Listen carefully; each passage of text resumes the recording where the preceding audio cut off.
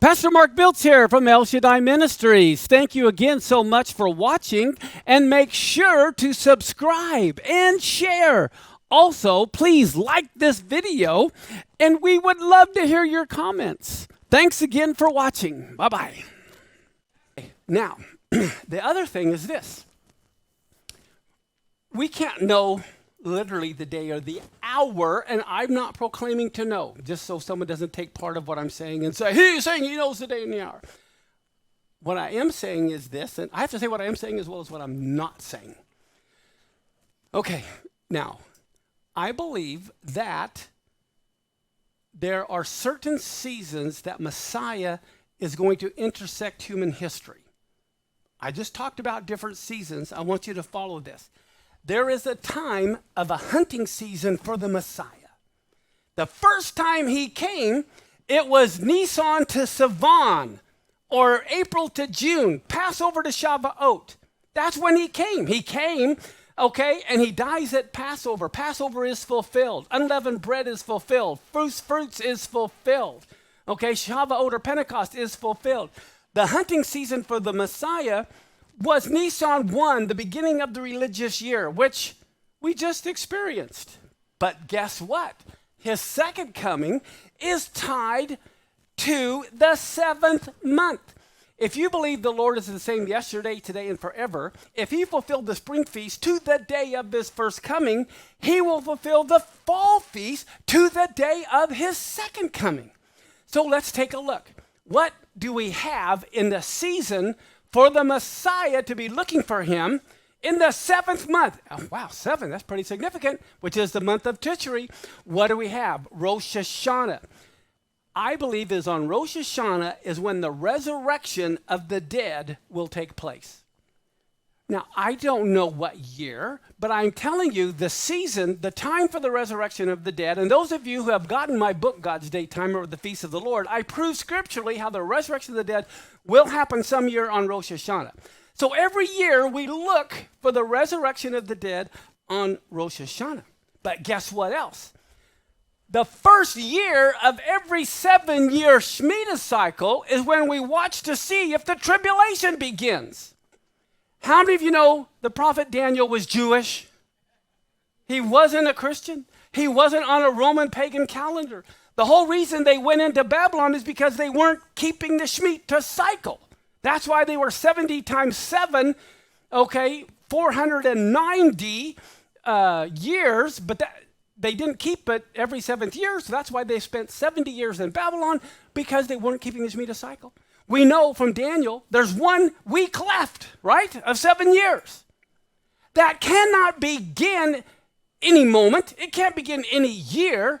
It has to begin the first year of a Shemitah cycle because it's a Shemitah calendar that's being used.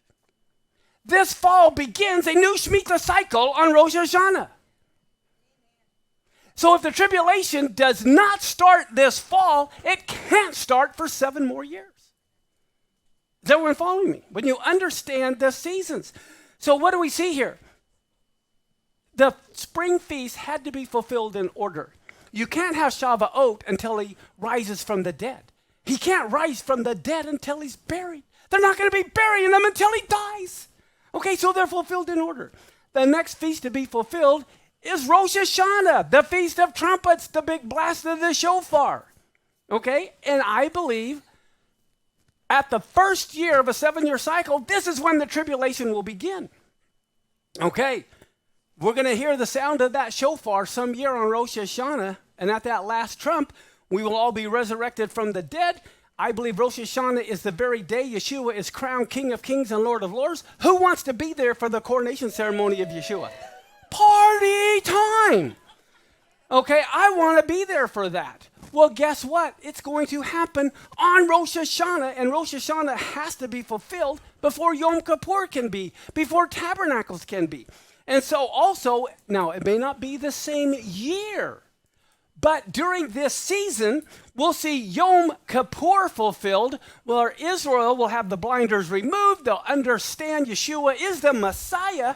That will happen on Yom Kippur. It will happen during the feast of the 7th month. Now, what's amazing about Yom Kippur it is the year of Jubilee is only proclaimed on Yom Kippur every 50 years.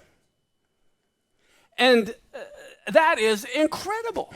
Now, look at the next thing that happens in the 7th month, season of looking for the Messiah. It's the Feast of Tabernacles. So what does that refer to? Okay, first the tribulation has to begin. Then at some point during the tribulation, some year in that same month on Yom Kippur, Israel realized Yeshua is the Messiah. And then the Feast of Tabernacles will be fulfilled, where he tabernacles among men for 1,000 years. This is why in Zechariah 14, all the nations have to come up and keep the Feast of Tabernacles, because they have to honor the Lord as king over all the earth. Now, there's an amazing thing about the Feast of Tabernacles.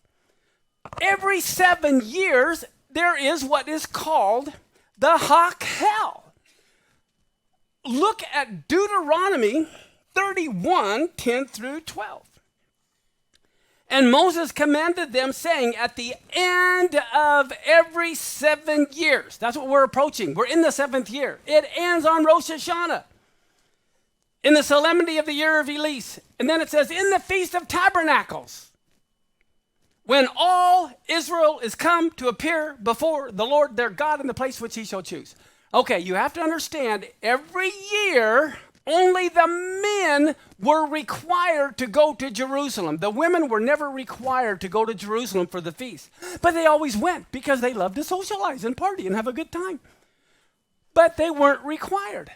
But in the 7th year, or actually in the beginning of the first year of a Shemitah cycle, every 7th year, all the women also were commanded now to come. Look at this. Gather the people together, the men, the women, the children, the stranger that is within your gates, that they may hear, that they may learn and fear the Lord your God and observe to do all the words of this law. Okay, so at the end of every 7 years, at the Feast of Tabernacles, they say, who has the authority to gather everyone together? Only the king of Israel. That's why every 7th year was the king of Israel's responsibility to gather everyone in the land and in the community to come and hear the Torah read. Well, guess what? The first year of a Shemitah cycle, in some year, the king of Israel is going to gather everyone together that they may come before him and hear him as the king read his laws. But that happens the first year of a Shemitah cycle. All right. Now, I just want to make sure, like an airplane, are you all buckled in? Are you ready?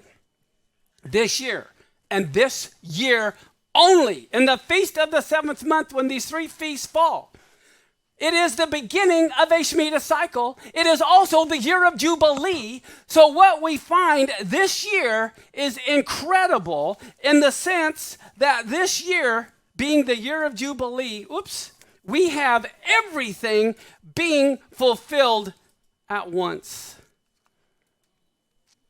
This fall begins a Shemitah cycle.